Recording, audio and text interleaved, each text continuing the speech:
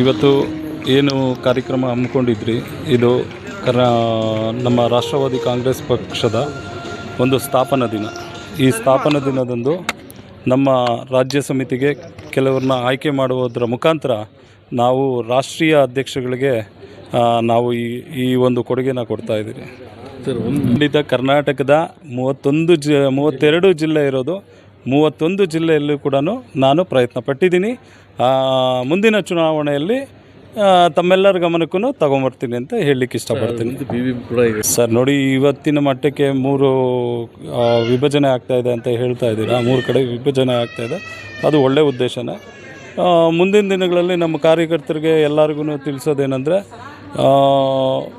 ಎಲ್ಲರೂ ಶ್ರಮಪಟ್ಟು ಈ ಸತಿ ವಿಧಾನಸೌಧದ ಮೆಟ್ಲು ಹತ್ತೋದೇನೋ ಕಳಿಸೋಣ ಅನ್ನೋದು ನಮ್ಮ ಉದ್ದೇಶ.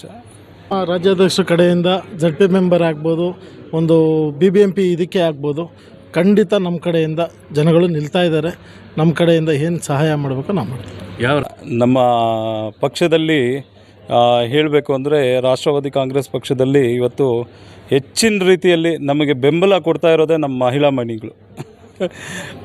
ಅಂಥದ್ರಲ್ಲಿ ಅವರಿಗೆ ನಿರಂತರವಾಗಿ ಪಕ್ಷದ ವತಿಯಿಂದ ರಾಷ್ಟ್ರವಾದಿ ಕಾಂಗ್ರೆಸ್ ಪಕ್ಷದ ವತಿಯಿಂದ ಅವರಿಗೆ ನಿರಂತರವಾಗಿ ನಾವು ಬೆಂಬಲ ಕೊಡ್ತೀರಿ ಅಂತ ನಾನು ಹೇಳಲಿಕ್ಕೆ ಇಷ್ಟಪಡ್ತೀನಿ. ಖಂಡಿತ ಮಹಿಳೆಯರಿಗೂ ಕೂಡ ನಾವು ಕೊಡ್ತಾ ಇದ್ದೀರಿ.